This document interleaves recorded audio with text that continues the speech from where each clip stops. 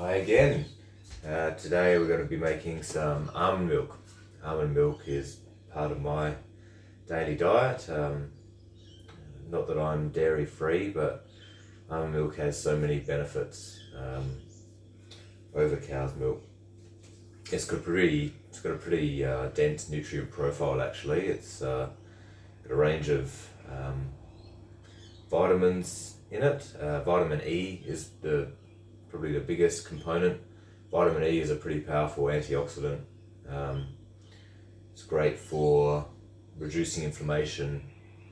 The reason for that is that it deals with or reduces the free radical cells in your body, which leads to inflammation, and are also the cells likely to mutate into cancer, and so it's helps prevent cancer as well.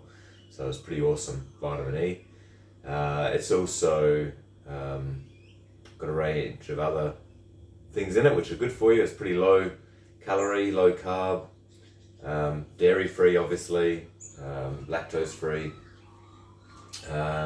What else about almond milk? One thing it doesn't have in it, if you buy almond milk from the store, often it's enriched with things like calcium. If you're growing or you're getting older, you need calcium, a fair bit of calcium in your diet to help with bone strength. There's not a lot of calcium in almond milk, but if you're eating plenty of leafy greens, legumes, I eat cheese as well, there's plenty of calcium in those things. There's some vitamin D in here as well. You'll get more vitamin D just by spending a little bit of time in the sunshine, but certainly there's some vitamin D in almond milk as well. So making almond milk, I use broken almonds. Helps. Broken almonds are cheaper for a start than non-broken almonds. I buy mine down at Central Markets, House of Health. It's not expensive, $14.50 a kilo or something. And so I need to go actually, because this is my last lot before I need to go get some more broken almonds. And it's a matter of leaving them in water for a minimum of 8 hours. And so I've got my container with broken almonds and water in it, and just leave it to soak up a bit of water to engorge the almonds for overnight. And then I'm going to wash that a few times until it's nice and clear. Just going to use my hand as a strainer here. Certainly you could collect this water and use it on the garden. And just each time I'm going to give a little bit of a swish around and then drain that away. Because this is the last of my almonds, there's lots of smaller pieces of almonds, and so I get quite a lot of discoloured water coming off of it. Ordinarily it would be quite so discoloured. I'll do one more wash, one more rinse and wash. That will do. Alright, from there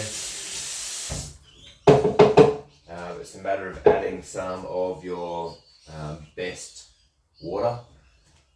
And so I've got some filtered water here. I need a little bit more than that. Excuse me, I'm just going to fill it up. I've got my filtered water just over out of camera. So I'm just going to fill that up with some filtered water. A handful of broken almonds will make close to a litre of milk. And then we need some sort of sweetener is good. You can add a bit of golden syrup or a bit of honey. I like to add some prunes or raisins. They're great. So I'm just going to throw a couple of them. These have already been pitted. 2 is going to be plenty. So there's some nice engorged prunes. And then it's a matter of blending that up. So I've got my my Ninja, over here that I'm going to use, but whatever blender you've got. I might pause this while I do that because it's very noisy, and I'll blend it up and then I'll show you the next step. So here I've got my blended almond milk. You could drink it like it is, but you know, it's full of the almond pulp, which isn't that great. I've also got some vanilla essence here, which I'm going to add, but I'm going to wait till I add that right at the last because I don't want to lose any of the vanilla essence when I'm doing this next part of the process to remove the pulp.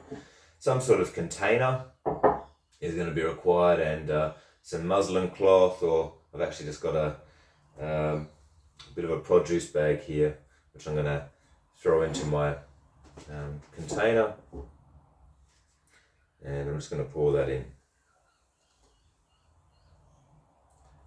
And so effectively what we're doing here is we're just straining, and this is a bit funny because we're going to milk the almonds in this next step. A little bit different to the way that you milk cows. I'm just trying to squeeze out the liquid. And then what you get left with is the milk and the pulp.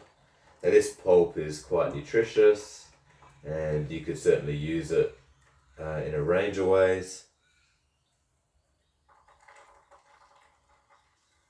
You could dry this out and it become almond flour,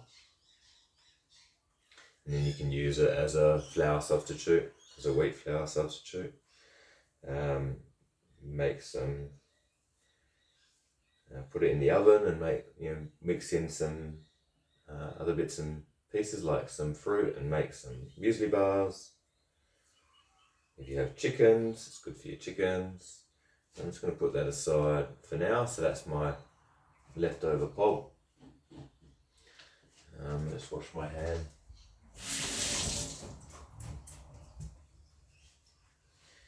And then that is ready to,